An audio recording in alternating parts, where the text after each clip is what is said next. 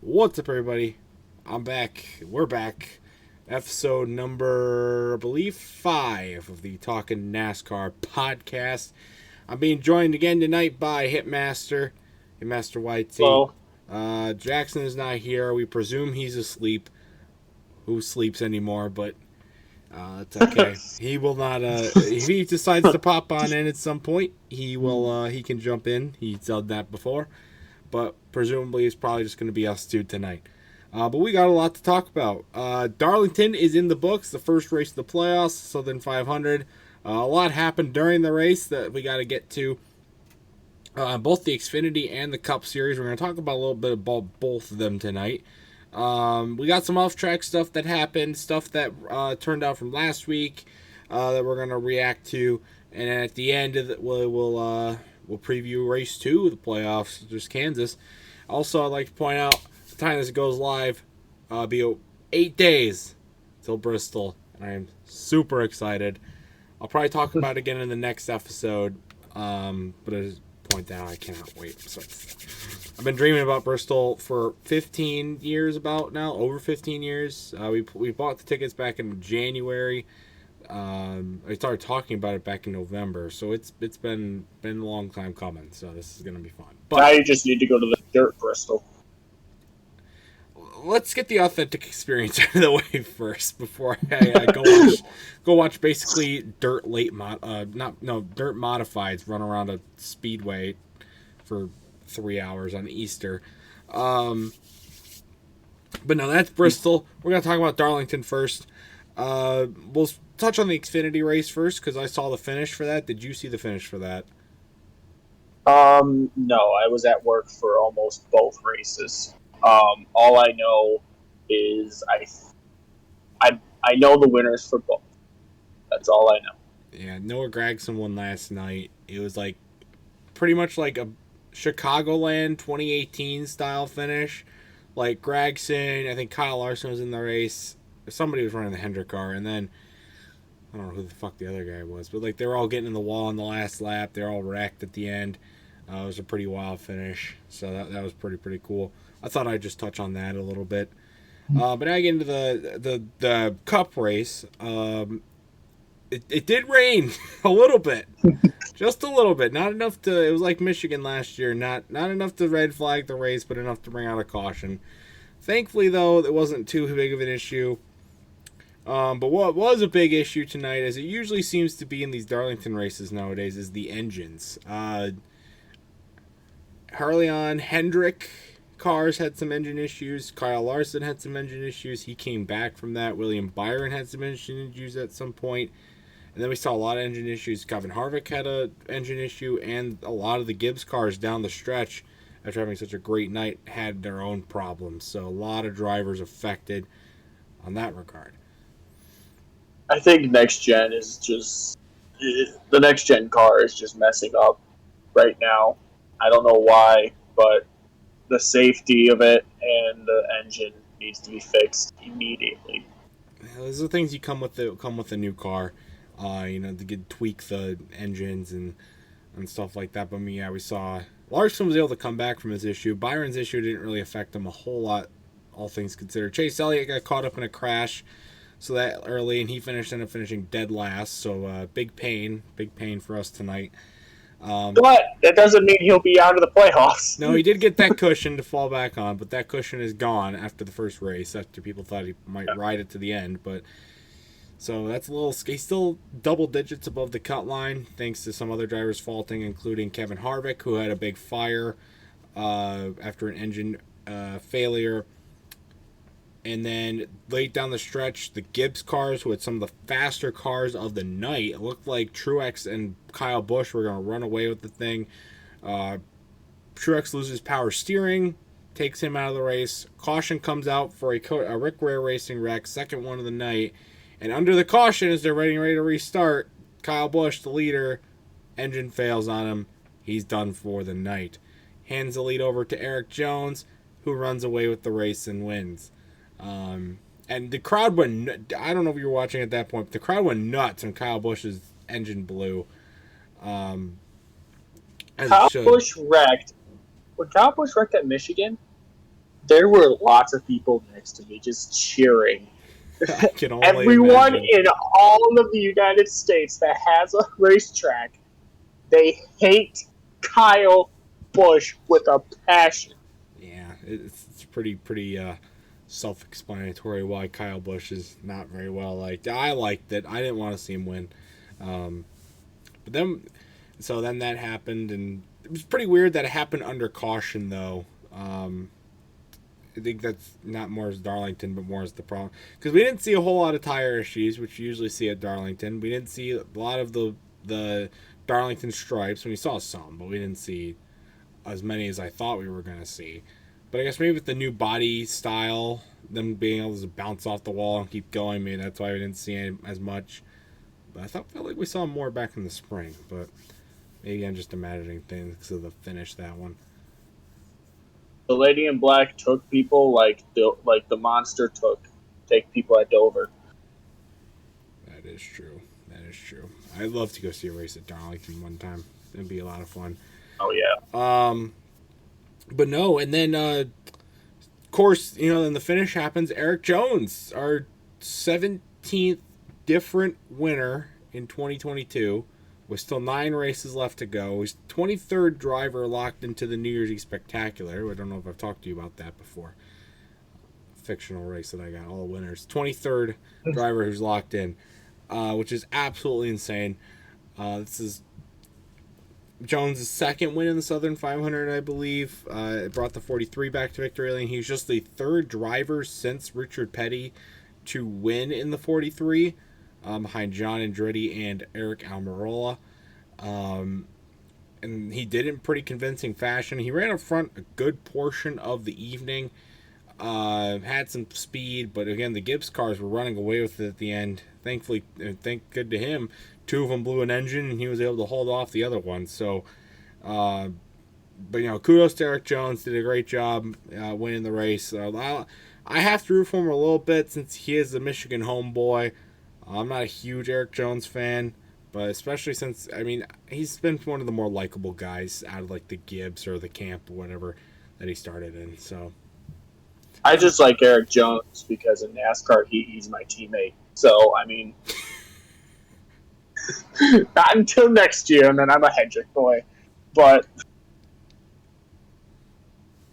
it's hard not to root for him. He hasn't really done anything to make him a hateable guy yet. Right. We'll see if he gets a better ride. But no, that was cool to see the 43 coming back to victory lane. They were talking about him all night, talking about like Richard Petty didn't actually do very good at Darlington during his career. Kyle Petty was talking about that. And I talk about, they stopped doing the throwback weekend on Labor Day. But they still, in this race, they still like to do where sort of quote unquote retro crew. Let's throw it out there. I don't think it's really that much of a retro crew when you have one of the main broadcasters still in the booth, another one who did broadcast in ESPN and now has been doing main broadcasting for the company in this time, and another guy who works alongside of him. Like, I get their names are the reason why they're there, but you couldn't. Richard's still alive and involved in the sport. Why couldn't you brought him on for the stage? That would have been so cool. You can't bring Jeff Gordon could do it. Well, no, that there's brand deals involved there, but you couldn't. I guess Dale Jr. Whatever. It's Dale Jr. You're gonna bring him on the booth, but you could brought him Ned Jarrett. Right, he's still alive, right? You could have brought him on. Or is he dead? Rusty Wallace. I don't think we need any more Rusty Wallace in the booth. But no, you could brought Ned Jarrett on. You could brought in Richard and then Dale Jr. That would have been so cool. Maybe swap. Larry McReynolds. I guess it's better than seeing Jeff Burton in the booth. I'm gonna have to do a rant on Jeff Burton because the more races he does in the booth, the more I hate him. Like, I didn't mind him when he was racing. I think, but ever since he retired, ever since he joined NBC and did this stuff, he has been so overrated. Like, he's a guaranteed Hall of Famer. What did he win to guarantee himself a Hall of Fame position? He won didn't even win a championship. Like, he didn't win anything. Like, he's such a heavily acclaimed driver. Like, what'd he do? He's like Carl Edwards, but without the backflip. And he's so annoying when he talks in the booth. We gotta do all this stuff. It's like that kind of thing. It's so freaking annoying. Everybody reps on like Kyle Petty or whatever. Or Dale Jr. Dale Jr. Like, I'll be honest, I'm a Junior fan, but I don't like Junior in the booth. I just love how he's too heavy a mix of corporate and real. Like he'll go on a tyrant about something about how the sport is going down the drain, and then immediately thank like 4 sponsors. He's too inconsistent. I think he does not fit in the booth. Like he needs to. I like him as a personality role with his podcast and stuff, but I personally would just not want to see him in the booth. That's my take. I just like watching the videos on YouTube of all the cars wrecking, or like cars wrecking, then all of a sudden you hear just cut off on Dale Jr.'s. Ah! Just like screams, just because he always screams when they wreck. Ah! And then it cuts to the next one, fucking spins out. Oh god! He does do a lot of that, and that's funny. It's hard to hate Dale Jr., but I just don't think his full potential is being shown in the booth.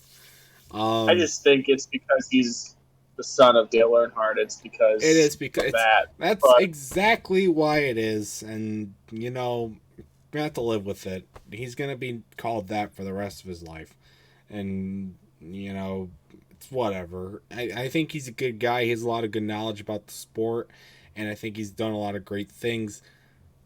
But also, I'll say I did not like Jeff Gordon in the booth. And I'm glad he's gone and actually is back into investing in the team that gave him the big break that he deserved, and Hendrick Motorsports. Now, Junior, maybe start up a cup team with the Junior Motorsports charter, but you're doing really good in the Xfinity Series. You think it's about time? You won 2 championships, Maybe he needs to start investing in that. But it's probably not going to happen. He's probably getting like thousands of millions of bucks in brand deals every day from going in the booth and talking about himself or his dad or whatever. Not really much you can do to stop it, but Jeff Burton especially. Like, Dale Jr. has a reason for being there because he is Dale Earnhardt's son, and he did win 2 Daytona 500s. Jeff Burton had none of that, and he'll talk the biggest talk, but like, what did he win? Like, that's what pisses me off about Jeff Burton. Southern 500. I don't know if he's actually won a Southern 500, but I don't freaking know. Anyway, going a little tyrant there, but no, I thought overall this was a pretty solid Darlington race. There was some good racing every now and then, long green flag runs, but it's kind of what you expect out of Darlington. It's such a long race. It was about 4 hours. They started a half hour late for no reason. I don't know why, but it's still about 4 hours long. There was some really good, exciting racing at the end. The wrecks weren't big, but they didn't. It's Darlington. You don't really want a ton of big wrecks, and the playoff implications definitely had a huge part on the excitement factor, in my opinion. The blown engines was the big thing. Which is really not the product of Darlington, but more as a product of a new car, and it's the longer we go. So, I don't know. What do you think of it? Do you think Yeah, I think it's the tires mostly. That's wrong with NASCAR. They need to figure out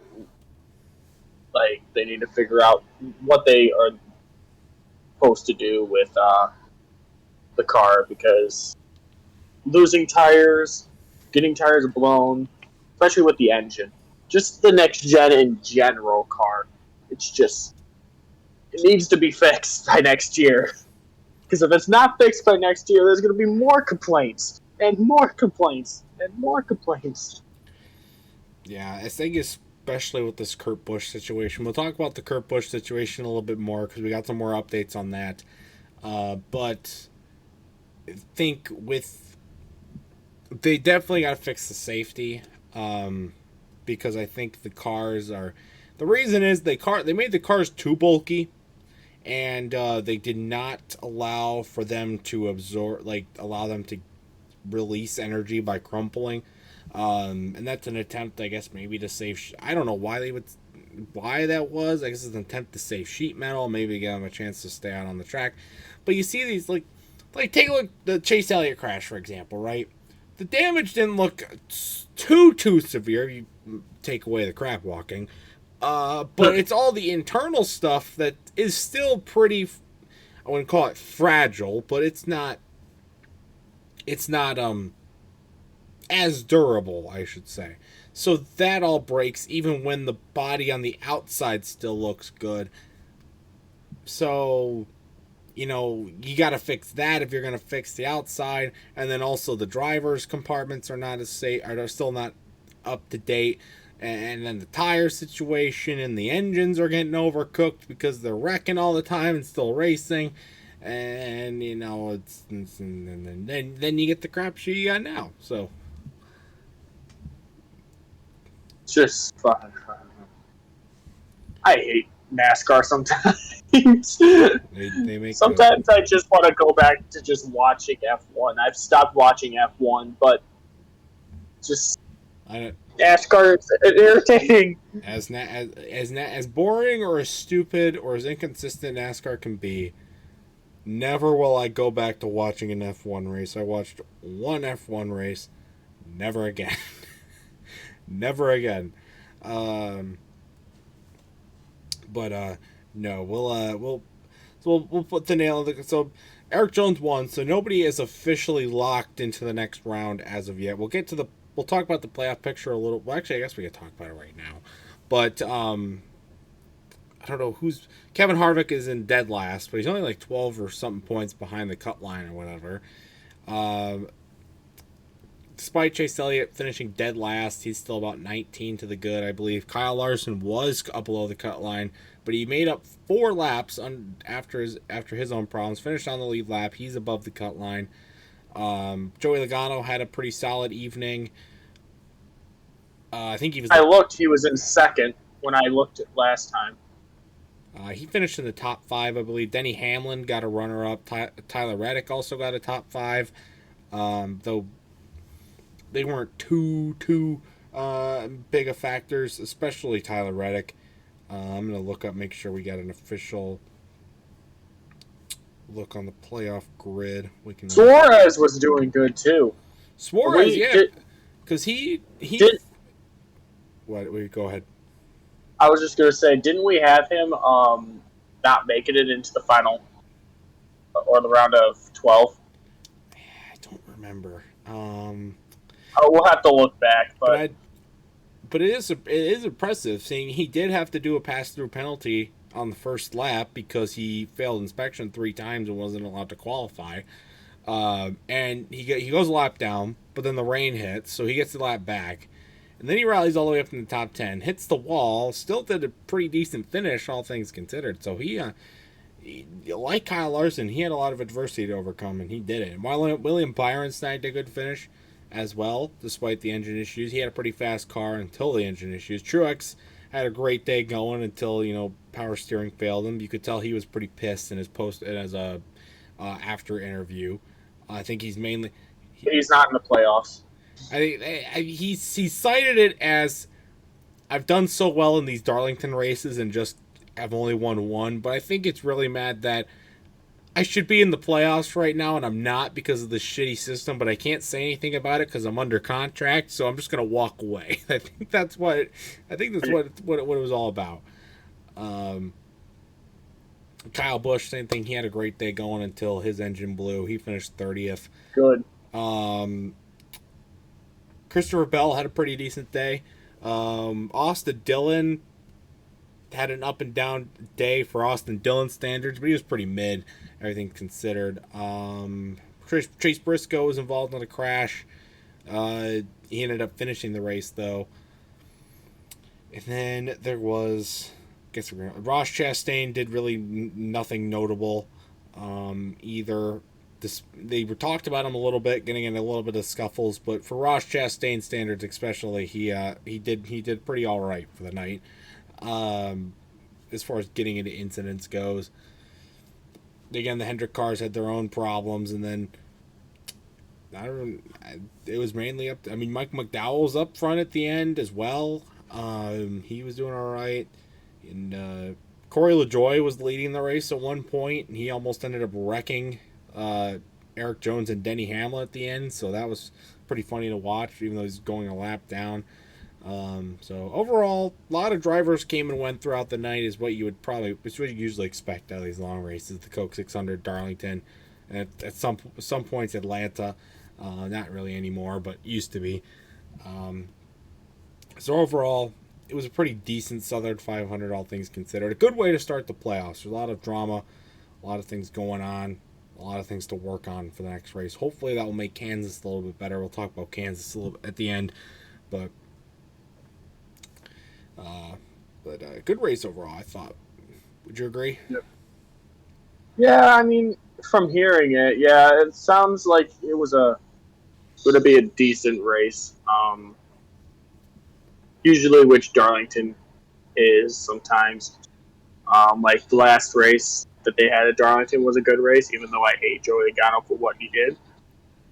But we're not going to talk about that Darlington race. I only hated it because William Byron was driving a Jeff Gordon paint scheme, so that's all. It's the only reason why. Did I send you? Hold on, I'm gonna send you something over DMs that I saw the other day. Here it is. I'm gonna send you this picture that I found. I don't know if this was actually Rant. It's an Xfinity Series paint scheme that was dropped a few days ago prior to the Xfinity Darlington race. I want you to see. I don't know if it was Rant or not, but it looks pretty badass in my opinion. Let's take a look at that. Yes, it was Rant. I don't remember who was driving it. Oh, Jackson is awake. Hold on. You can get Jackson on. But yeah, that car was driven. Cool. I don't even know who that is, but it's a really cool design for the flames, and the number placement is in better position, even if it isn't the correct numbers. But overall, this is the correct number though. Look at it correctly. The font's correct. It is it's the mid 2000s Jeff Gordon font here. I'll try and pull it up. So that was it right there. Oh, my shitty camera can't do it justice. Oh, there's Jackson. Hello. Hey, what were you doing with my sister today? Oh, I saw her at Walmart. What were you doing at Walmart? Buying stuff. I need more specific. Why were you in East Lansing? This is the NASCAR podcast. Okay. Anyway, wait, I just noticed his profile picture. What the fuck is that? That is Jeff Gordon in the video game Gran Turismo 5. There was a mode focusing on NASCAR in that game, and Jeff Gordon was like, they animated Gordon into the game, and I think Jimmy Johnson too, but I can't find pictures of him. And there was a meme I saw that said, animated Jeff Gordon can't hurt you. Animated Jeff Gordon. Big funny. But anyway, Jackson, we were just about to sign off with Darlington. Do you got any thoughts about what happened during the race? Well, Kevin Harvick might get fined for actions detrimental to stock car racing for speaking his mind, because NASCAR likes to do that. What did he say? He said that we get all the cars are a bunch of crap parts put together, and that's what happened to him. Was a crap part went off, and that NASCAR's doing nothing, just like the safety thing. He isn't wrong. He isn't wrong, but I'm sure NASCAR's not going to like that. Well, it is Kevin Harvick, so they might play a little bit of favoritism there. You mean it's Karen Harvick? Get it right. Karen. I don't know. He's one of those drivers that I am like in the middle on. Like, I don't have a positive opinion on him, but I don't have a negative opinion of him either. Like, sometimes I'll be like, okay, he's wrong here. Like, the Chase Elliott thing, I have to admit, he was probably wrong. But with the Kyle Busch thing, I think he was right. So, Yeah. he's one of those drivers that I can't really put it. He's an enigma, is what I mean. Intermechanicians of my mind are an enigma. Yeah. But yeah, again, pretty solid Darlington race. It's not the worst Darlington race for seeing, but it's also not the best. So. Oh my gosh! And did you guys see? Did you guys realize what the heck? What was that? I have no clue. What? Somebody's. I don't know if you guys realized how amazing the fact that Eric Jones won, beating a JGR car. Because I found that perfect. That was pretty cool. I mean, this was a great run for Jones, and I think now there are 17 different winners. Yep, 17 different winners, including Kurt Busch. So that is insane. That's crazy. It's insane. I can't. Last time that probably happened was like 2011. No, yeah, probably. 2011 was the last time there were 5 first-time winners. So. Yeah, probably. It's insane, but all right. Well, Darlington, pretty good. Let's move on because we had a lot of stuff happen off the track. First off, we want to talk about this really dumb move, or really smart move, I guess. I don't know. So Bubba Wallace is racing the 45 car for the rest of the season, while Ty Gibbs is being switched to the 23. The reasoning behind this is so that the 45 can still contend for the Owners' Championship. Yeah. And basically what this confirms is that Kurt Busch is not coming back this season, which I think we already probably could assume out of the situation anyways. Yep. It just baffles me that is happening because, one, they have to switch all the sponsorships. We're going to see the Monster car on the 23. Yeah. I'm going to say this. That looks so out of place. I'm going to say this. The Monster 23, I love it. I love it with a passion. It was a good paint scheme. Now, the 45, on the other hand, it's just a normal 45, to be honest. I didn't mind it, but it just felt weird, and I guess since Bubba's out of the playoffs and, they want to get some extra money or whatever, I can kind of understand the move, but why? I don't think Bubba's going to do any better, and I don't think Ty Gibbs is going to do any better in the cars that they're currently in. So... No, I don't think so either. So Ty has been, for a substitute, Ty's been all right. And I think that has to do with his raw talent. He's done good considering the circumstances. I mean, he was washed up and, he deals with situations. So I think he's done pretty good. I think, happening again. Sorry, my mom is calling me. I'll be right back. I will be right back. Okay. I'm sorry. Wonderful. Anyway, I think the question has to be asked,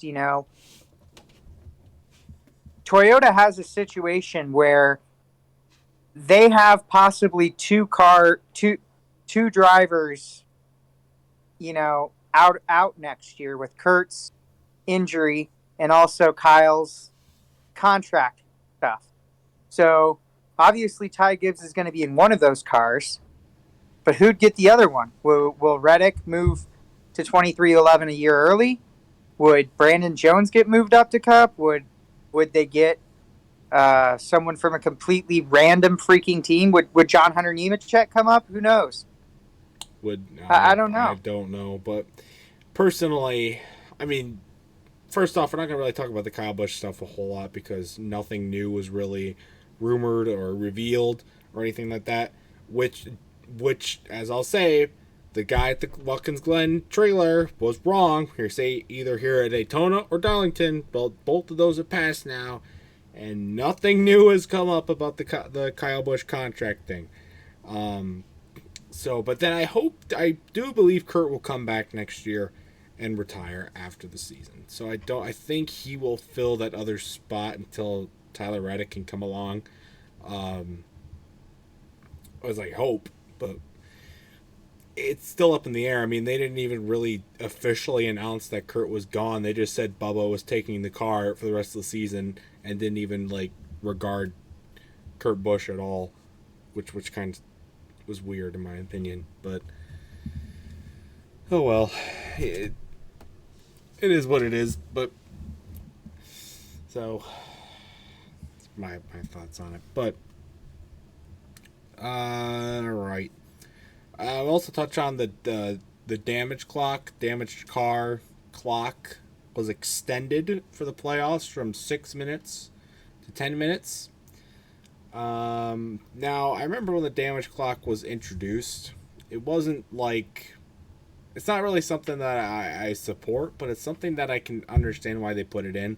The reason why that happened, and the same rule that they put in for cars going to the garage for damage, are donezo. It's to prevent wrecked cars running at like 20 miles an hour causing any wrecks just because they're trying to log laps. I get that, but especially like you need time to fix the cars, especially with all this stuff happening where it's all internal issue. It's not cosmetic anymore. Really, because the outside parts of the cars are still very durable. The inside parts of the part breaking, you need more than 10 minutes to get that repaired in most cases. And, we saw it with Chase. The only driver that really had any problems with that was Chase Elliott tonight. And it didn't matter if it was 6 minutes or 10 minutes. He wouldn't have made it back either way. He had a bunch of internal issues. So, I don't know. Personally, I'd want to get rid of it. But I can kind of see what... Like, maybe keep the rule where you go to the garage for damage, you're done, but get rid of the damage clock. Maybe keep the minimum speed, though. That's a rule that I think might get some relooking at over the off season, among like the millions of other things with the new car and its safety and whatever. So we'll just have to see what that happens. But yeah, it's not something I'm too mad about, but we'll I got it situated. okay. Because your phone would sound like a popcorn blender going off. Yeah, it does that. My phone's kind of iffy. That's a phone moment. Just for a moment. So another big thing that happened, we'll go back to the Xfinity series for a little bit. So Jeremy Clemens won the Xfinity race at Daytona last week. But he got assessed an L2 penalty, so his win does not count for the playoffs. So here's what I think happened.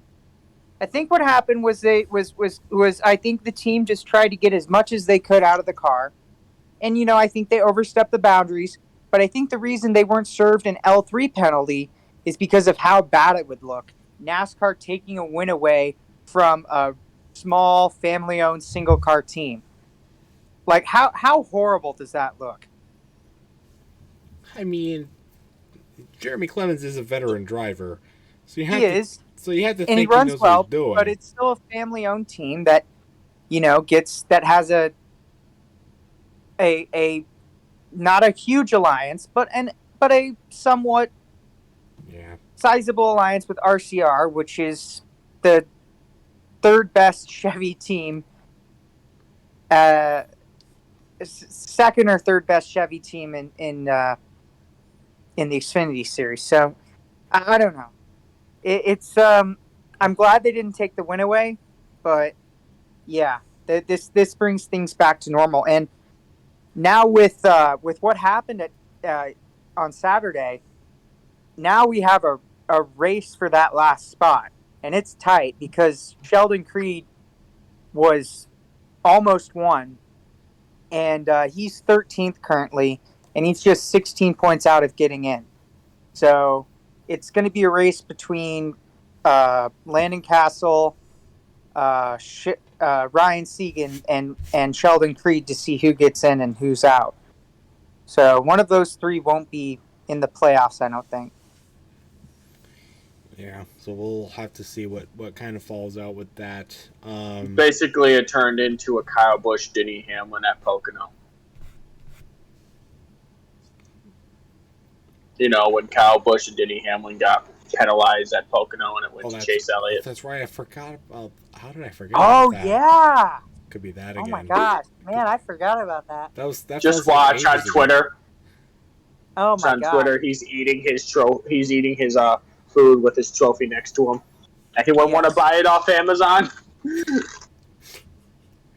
But no, I don't know. I feel like it's going forward. I like to talk about some of the others, like the other two main, like of the three, the truck and the Xfinity.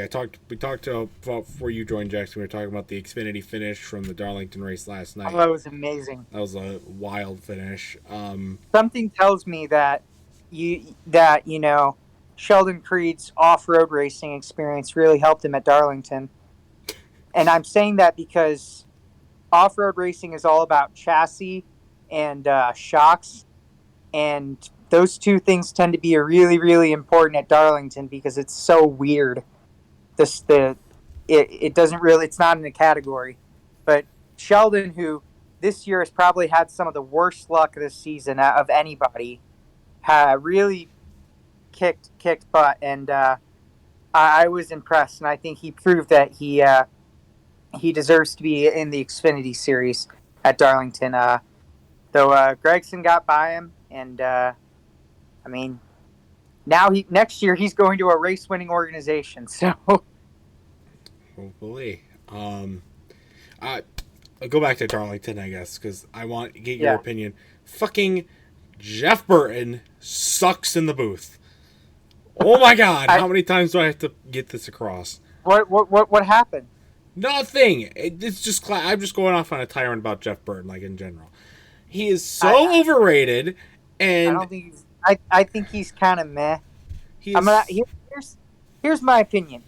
I think he's better than a few of the people he replaced, sort of, like because NBC replaced half of TNT and ESPN. He's better than both Dale Jarrett and Andy Petrie, but he's not better than Wally Dallenbach. I don't know if he's better than. I think Kyle Petty's a little better than him. He's definitely not better than Wally Dallenbach. Wally Dallenbach. Do you remember 2010? If you're looking for Marcus Ambrose, he's at the Golden Gate Bridge. What? Because remember he stalled the car at Sonoma. Oh, that's right. And then he, I can't believe he said that. That's so dumb. What? But no, because I was going off on a little thing about how they moved the throwback weekend to May instead of September, but in the September race, in the September race, they still do a thing during the second stage where they bring in retro broadcasters, but it's really just Dale Jr., who's in the booth anyways, Dale Jarrett and Kyle Petty, who do side analyst work for the company anyways. If they want to bring in retro broadcasters, who they need to bring in is Darrell Waltrip and or Ned Jarrett, which I remember one year they did bring in both Ned Jarrett and Ken Squire, which was awesome. That was awesome. Because remember Ken Squire said, that Jones boy, he's quite talented. That Jones boy. That Jones boy is quite talented, and that nickname has stuck with him ever since. But no, because they wanted an Earnhardt, a Jarrett, and a Petty in the booth. So you bring in Dale Jr. because you can't bring in Dale Sr. So you bring in Dale Jr., but you have Ned Jarrett, and then maybe throw in Richard Petty that would be so cool to see him in the booth talking with Ned Jarrett and Dale Jr. That'd be so awesome, especially with his car leading the race. Have Richard Petty call the 43 winning a race at Darlington. How cool would that be? We gotta have broadcasting bullshit. Okay, Ken Palm, calm down. Fucking Jeff Burton. I don't know how I got off with Jeff Burton. Hilarious? But no. Okay, Ken Palm. Hold on, Tyler. You know what would be funny? Jeff Burton and Ward Burton in a booth together, because Wall would just be talking like this.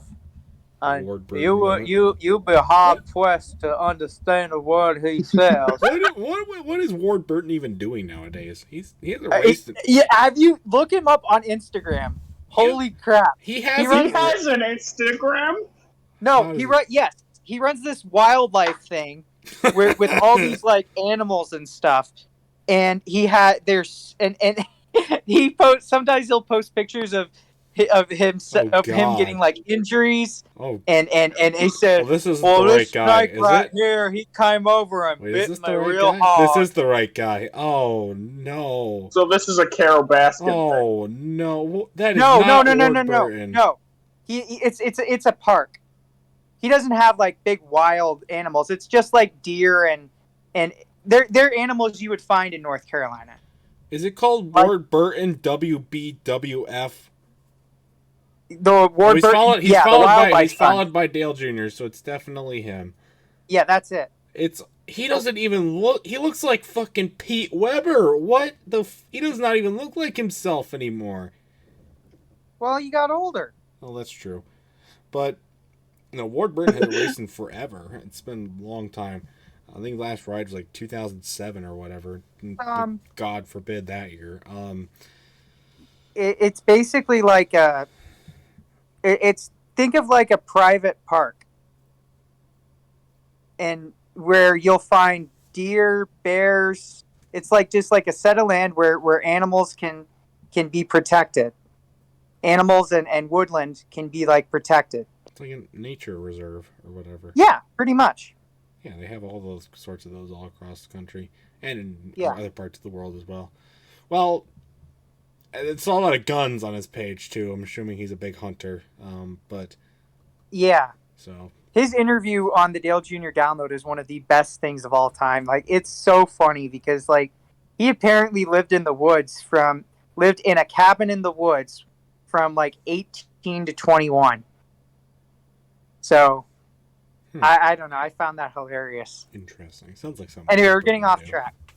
But no, I was saying I want Jeff Burton out of the booth, and I will say I would not be opposed at taking Dale Jr. out of the booth as well. I don't think they're great in the booth. They're not going to do that. I know they're not going to do that, but I would not be opposed to them doing it. And look, honestly, take Rick Allen out of the booth, replace the entire crew.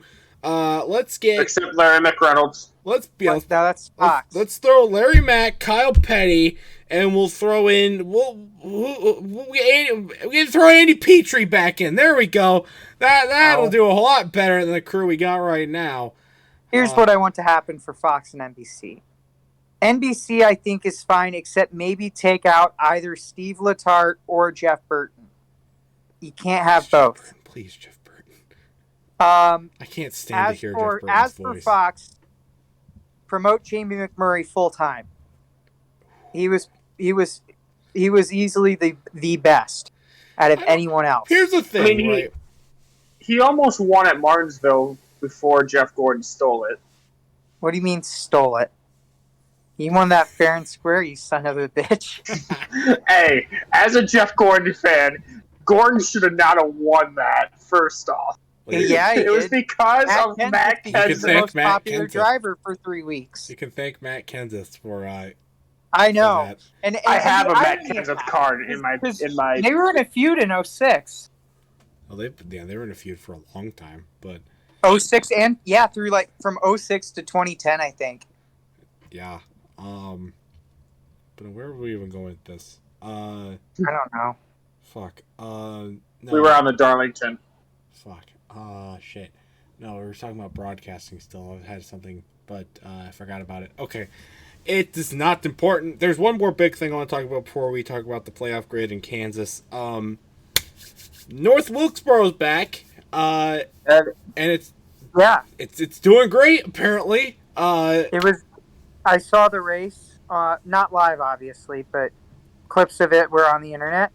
Carson Kvapil, one of Dale Jr.'s late model drivers, won the Cars main event, the Cars Tour main event. Dale Jr. finished third in the Sundrop car, in the number 3. So that was cool. That was pretty ceremonial. but Yeah. I like it. Sundrop, if you didn't know, is Mountain Dew for rednecks. But Mountain Dew is already for rednecks, so... Yeah, but Sundrop is for, like, southern rednecks. But that is Mountain Dew, though. So... Yeah, but... Okay. It's a complicated thing. But no, Can we get that at diecast? That car they ran? Yeah, they're making it. They're making I'm him do a not surprised diecast. they're making it. Well, no, I Dale think Jr. they've already made the Dale Jr. one. If Yeah. you look on the NASCAR shop, I think they have an 88 just for Junior, and you can buy a diecast, the 3. Probably. Yeah, you can pre-order it. It's freaking Dale Jr., of course. I mean, it's pretty much going to get a diecast of anything that he runs. But this is not about Dale Jr.'s run at North Wilkesboro. It's about the fact that North Wilkesboro is back and how amazing that is and how much of an awesome comeback that it is. Because, like, people were talking with Rockingham, right? They've been apparently working on that track for years trying to get it back. And they've been doing it for a long, long time. And then, boom, another one comes in the mix, and it's already finished. North Wilkesboro's back already. And I'm really hoping that they continue with it because it looked like a good fan turnout at that race. I don't know how good the actual racing product was, but I think just the fact that people could go see a race there again was enough to make people enjoy it. And I think that's what's going to happen for a while, but... Guys, I want to mention something. Daniel Suarez says that he's going to get Christopher Bell back. So, and Suarez is physically someone I would not want to mess with. So, remember what he freaking did to Michael McDowell? I mean, that was just the biggest truck of all time.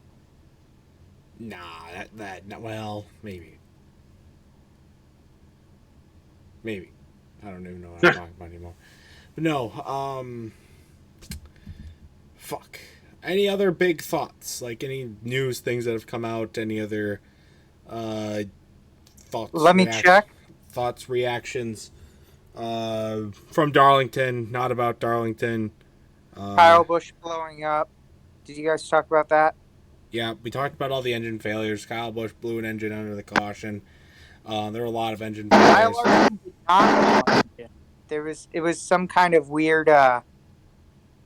It was mechanical. How about you just silence your phone? He's muted for a second. We'll see if we get that figured out. But no, we talked about that. A lot of engine failures. So here's the standings right now since it was a spoiled win. Joey Logano is currently the points leader at plus 38. Then it's Byron plus 32, Hamlin plus 30, Bell plus 28, Reddick plus 23, Blaney plus 20, Larson plus 17, Chastain plus 15, Elliott plus 14 despite the crash, Bowman plus 10, Kyle Busch plus 8 despite the engine failure, Suarez plus 2 despite the having probably the most eventful race. He finished pretty decent though. So, I know, but he had a crazy race. Oh my god. Cindric is minus 2. Austin Dillon, shockingly in my opinion, is minus 4. Chase Briscoe is minus 10, and Kevin Harvick is minus 13. So both Stewart-Haas cars are outside looking in, and actually there are only 2 Fords above the cut line, which is the 22 and the 12. Yeah, the Penske cars. Of course. Well, minus Cindric. But Cindric is only 2 out, which I'm a little surprised by. I was most actually surprised by Kyle Larson's performance after pretty much being called out of it due to an engine issue. He was below the cut line. 12th? He finished below the cut line to make 4 laps back in the race and ends up finishing somewhat decent out of all of it and is up there. He did. All right, guys, I'm gonna read out the top 10 because it's not an insane top 10. But it was a little surprising. So Eric Jones won, and then you have a bunch of playoff guys. You got Hamlin, Reddick, Logano, and Bell. Michael McDowell, this is I think his 12th top 10. Keselowski had a good race.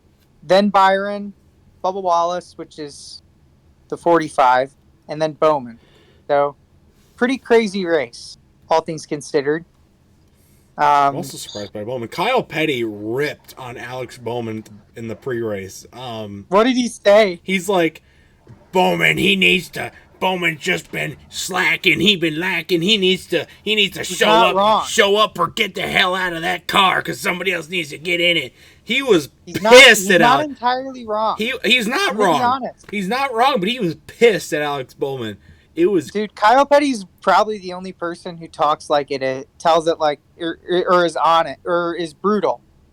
Like, there was back in the day, you had Wally Dallenbach and the Pit Bulls. You had Jimmy Spencer. You had a bunch of people who were brutally honest. Today, you got Kyle Petty. That's it. No one else. There's no one else that's brutally honest. Well, I mean, depending on the situation, you could say Dale Jr.'s been pretty vocal about some of his displeasures about the sport. Only thing that he's vocal about is getting rid of the double yellow line rule, which I think honest. Everyone should be vocal about that. He's been like, that's another complaint I have with Dale Jr. in the booth. That's why I want him gone. Is because he's pretty much like half real, half corporate. This is all Dale Jr. does. Oh, we gotta crash!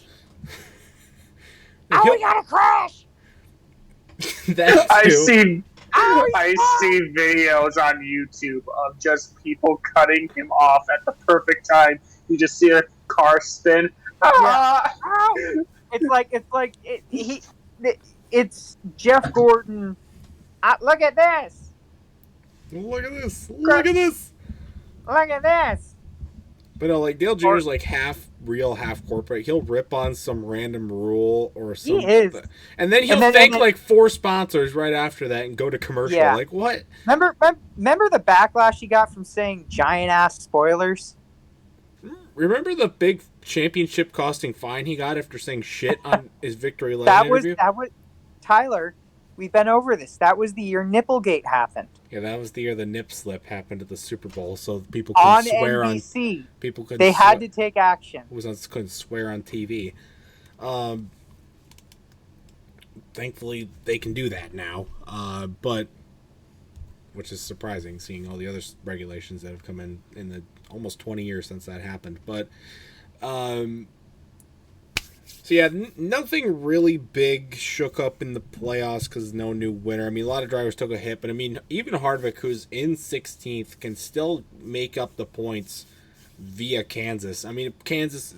Talking about Kansas a little bit here. Kansas is not. I don't think Kansas can be nearly as crazy as Darlington, because it's Kansas. But Harvick has been okay at Kansas, so he can make up ground. I think we're gonna see it shape out how it's going to be more like throughout the playoffs. Some of the drivers who got a little bit lucky, like Austin Dillon, who just was mid the whole race, and that was enough to stay in contention. And guys like who else? Alex Bowman are going to fall back down, and guys like Kevin Harvick and Kyle Larson and Chase Elliott are going to pick themselves back up and set the stage for Bristol.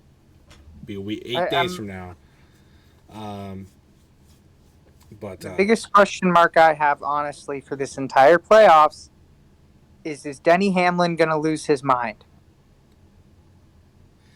I don't know. And by that I mean over Chastain, over Bowman, over Elliott. I feel like, he has made a lot of enemies over the past few years. And, that's an understatement. Yeah, he's probably one of the least liked drivers among other drivers, up there with Logano. Up there with Logano. There are some people who respect Brad Keselowski. There are a few drivers who respect Kyle Busch and Kevin Harvick. I can't think of many drivers who like Denny Hamlin because he's kind of an upfront dick. Short track racing. That kind of thing. That was good, but that's the only. It was one of the few positive things. He's a hypocrite is what he is. He is. I thought he was gonna pull. Frankly. I thought he was legitimately gonna pull a 2008 Carl Edwards on the final lap, wreck Jones and give Reddick the win. But thankfully, he didn't get to that point. Well, he remembered what Larson tried to do the previous season. Well, he probably also watched the Xfinity race the night prior and saw Yeah. that. So I felt bad for Sheldon Creed, but he did a hell of a job.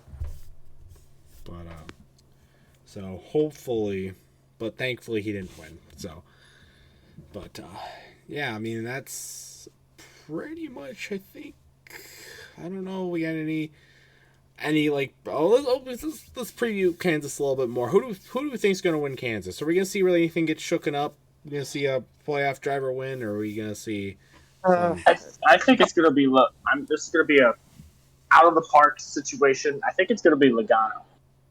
To be honest. Yeah, he's good at blocking And he's good at wrecking. people. Yeah. Yeah. Let's all remember the not Brett Keselowski, Joey Logano and Matt Kenseth situation. Yep. It'll happen. I mean, honestly, That or I think it's Ross Chastain. I'm sorry. I know I said that. I agree I think with you. I think this is where this might be where Ross gets an opportunity. He's been great on the mile and a half. He hasn't won yet, but he will. he was good at Michigan. That's a 2-mile track. Oh yeah. Withering idiot. I'm sorry. Okay. Christ, You think Jackson. you know that? Okay. Anyway, you live in the damn state. I know, but I don't have a brain to figure it out. My brain is gone. Okay. Honestly, Logano and Chastain are not bad picks, especially Logano. Let me guess who you're gonna pick. Are you gonna pick Chase Elliott? Maybe. What the fuck? I can't pick him. Like, oh my god, they were talking about oh, I had Chase Elliott going to the Final Four. Oh, I had Kyle Larson going to the Final Four, but they both wrecked. Oh, I had Alex Bowman out in the first round, but he's making it up there. Like, bullshit. You didn't make any predictions or anything. You're too busy trying to write your corporate thank you notes so you can get ready for the commercial outros, USA. It pissed me out. They're just trying to create storylines. But no, I mean, it's hard for me not to pick Chase Elliott. But honestly, if Kansas is going to be anything like Darlington, who knows how many more tire failures, engine failures, mechanical failures that we might see. And from anybody. I mean, we saw it out of Hendrick today. We saw it out of Gibbs. We saw it out of Stewart-Haas. I mean, this is what happens when you have spec parts. Harvick said it. You know, if you have spec parts where everything's the same, it should be an easy fix. You know? But due to the state of the economy, frankly, they can't fix it because then the price will go up. And the whole point of this car was to cut costs. And you know what? That makes the car probably less safe. So it's one of those things that's just like a giant freaking catch-22. Like, yeah, I mean, it's a complicated situation. I don't know how much really the economy has a factor in it. Well, do you remember what happened in 2009? All the mergers. That was the last recession we were in. And they were all, you know, Petty and Evernham merged. Earnhardt and Ganassi merged. What else happened? A lot of sponsors exited. Dodge eventually left. Yeah. So, but I don't know. Was that a direct result of the economy or more direct result of the failing race teams? Especially DEI's case, they were far from their prime at that point. I think there was, at least for Petty, it was economy. Okay. And I think Evernham was definitely economy. Because, you know, they were a pretty good team. DEI could just be because Teresa didn't want anything to do with it anymore. I agree with you there. But no. we'll see. I really hope. I think over the off season they're going to have a lot of things to work on with this car, as they usually do with a new car. More so this year, though. I mean, with the safety concerns and the mechanical concerns, and they've had tires, and I don't think the.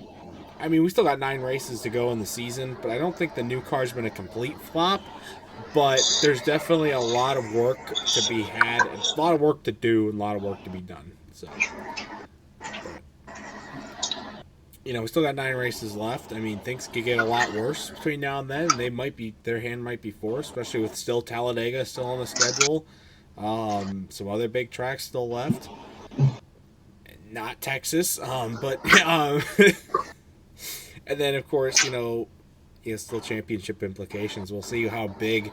This was just race 1 of the playoffs, and how many drivers face these issues tonight alone. It is Darlington, but we'll see. How it takes an effect. So, anyways, for my pick to win Kansas, I'm going to pick William Byron, because that's who I picked in our season predictions Who did thing. I pick? You picked William Byron. I picked Kyle Larson. Those are good picks. I'm Byron taking was Kyle very Larson. good today, so. Byron was good despite his engine problems. So. I don't know. We'll see what happens. Yeah, but hopefully it won't be too much. Give me a second. I'm sorry. The problems continue. We got our own mechanical problems here. Problems. New podcast has some kinks to work out. We're gonna have to work them out in the off season. Well,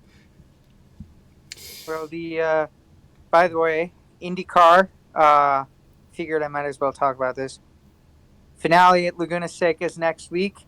5 drivers are going for the championship. Will Power, Scott Dixon, Joseph Newgarden, so the usual suspects. Marcus Ericsson and Scotty McLaughlin. Right, well, I will make sure to add the. And guess what 2 teams they're all driving for? Chevy. No, it's Penske and Ganassi. It's a joke about how they're the only teams that can win championships. Are they wrong though? I don't know, but well, the last non-Penske or I don't know. If you look in the past 20 years, only 3 organizations have won championships in IndyCar: Penske, Ganassi, and Andretti. So Andretti's kind of fallen off though. But I don't follow IndyCar that much, but that's just what I can observe. And Colton Herta is reportedly going to F1, and McLaren has really kind of passed them. I think McLaren's a better team than Andretti in IndyCar at least. Did we get any new updates about these people driving the 91 project car at all? Nothing yet. There hasn't been any concrete things. I have no clue. Though with, F1 silly season has been kind of the main focus, with Oscar Piastri being confirmed at McLaren and all signs going to Pierre Gasly going to Alpine. And it sounds like Colton Herta is going to go to AlphaTauri. So that's Red Bull's junior team. So that's very interesting. All right. But well, I will make sure to we'll have to make sure to talk about the IndyCar season finale at next week's episode. Will Power's got a 20-point lead, so it's crazy to think about this considering how many wins and poles he has. But Will Power only has 1 championship. Interesting. So, well, we'll make sure to touch on that. But I think that's going to wrap it up. We're on the almost hour and 5-minute mark. So it's a good time to wrap it up for this episode of the podcast. I believe it's episode number 5 again. The correct episode number will be in the title. But I promise that my mic and everything will be fixed by the next podcast. The next one. I'm holding you to that. I fixed my camera. You fixed your mic, so it doesn't sound like popcorn going off in a blender. At highest volume possible as well. But no, that's going to wrap it up. But next week, we will talk about whatever the hell happened to Kansas, whatever that did for the playoff picture, preview Bristol. We'll talk about the IndyCar Championship and anything else that we hear off the track. Because any day now, maybe Kyle Busch will make an announcement about his contract situation. Any day now, and anything else that might come along. So whatever happens, we will talk about it. And so that's going to wrap it up. Thank you, guys, Hitmaster and Jackson, for joining us tonight. Joining me tonight. Nobody else is here. But and thanking anybody who watched this. And we will stay tuned for the next episode next Friday. And it's going to be a good one. So catch you guys in the next one. Yeah, bye.